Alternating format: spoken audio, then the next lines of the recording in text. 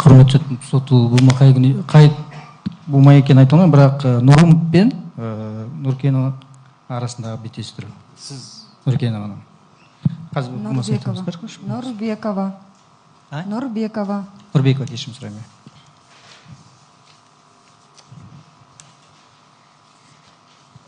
куә отыра тұрыңыз.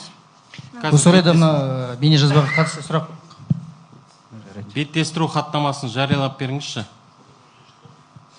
Тек қана 21-ші куә Нұрбекованың 83-85-ші беттер.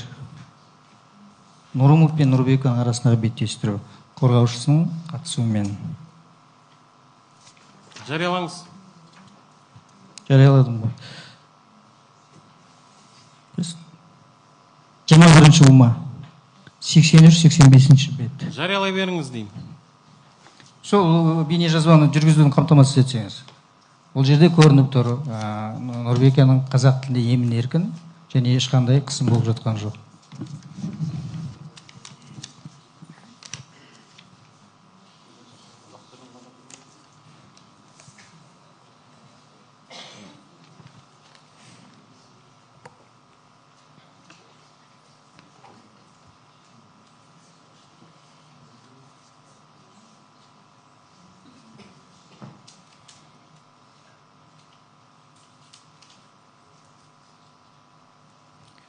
Мен сіздерге тағы ескерту жасаймын. Егер сілтеме жасайтын болсаңыздар, іс болмасын парақтарын айту міндетті түрде айтсаңыздар.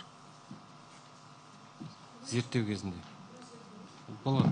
Құрметті сот, адвокат Баймұхан Қалиахмет мүддесінде. Мен түсінбей отырғаным, жәбірлеушілердің қорғаушылары бұл куәгердің жауабымен тек оның қазақша білетінін, сол кезде дұрыс сөйлей алатындығын айтып отырма, сол жақ түсініксіз да. Мына жерде біздің де әріптестеріміз отыр. Қазақ тілін білетін, бірақ та орыс тілінде жауап беретін.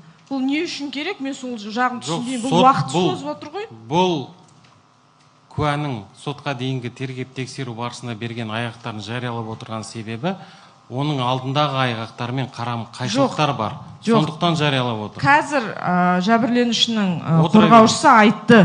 Ол жерде қазақша сөйлеп тұр. Яғни бұл жерде ол қазақша сөйлеп тұрған. Мен сізге айтып түсіндірдім. Қарама қайшылықтар болғандықтан.